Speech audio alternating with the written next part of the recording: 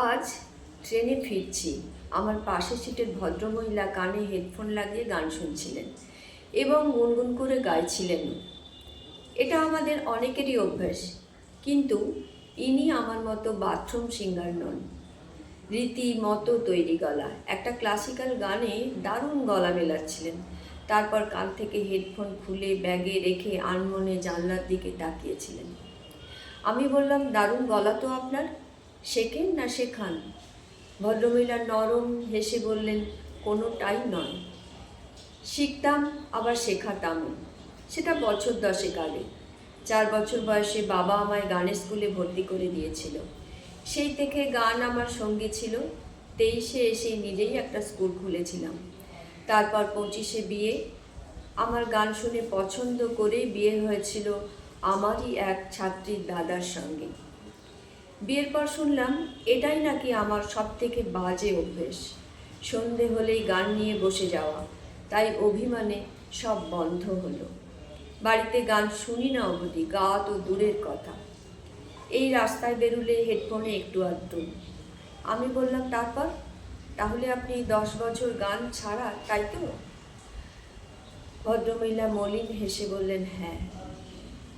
আর গাওয়া হলো না। আমি বললাম, তো সেই 10 বছরে আপনার পরিবারে আর কোনো কিছু নিয়ে গণ্ডগোল হয়নি, তাই তো? মানে বাকি সব ঠিক ছিল? কখনো ঝগড়া হয়নি, মনোমালিন্য হয়নি?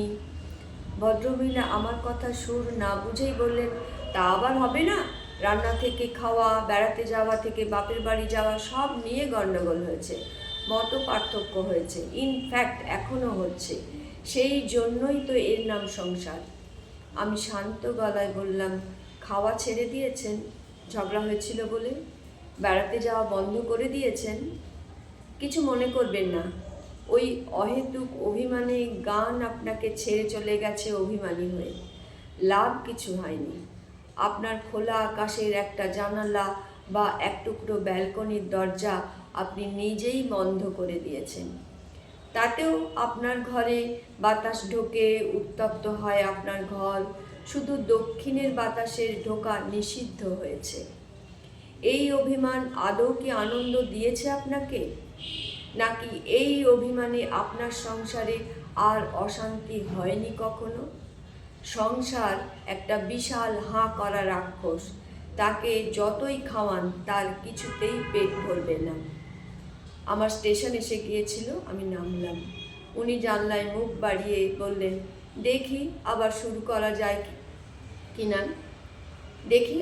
করা যায় কিনা।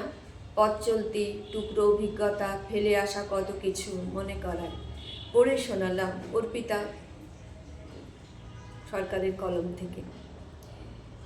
খুব ভালো লাগলো লেখাটা, তাই সবাইকে পড়ে শোনাতে আমার ইচ্ছে করলো। সবাইকে অনেক অনেক ধন্যবাদ, ভালোবাসা, নমস্কার। সবাই খুব ভালো থাকবেন, সুস্থ থাকবেন, আনন্দে থাকবেন।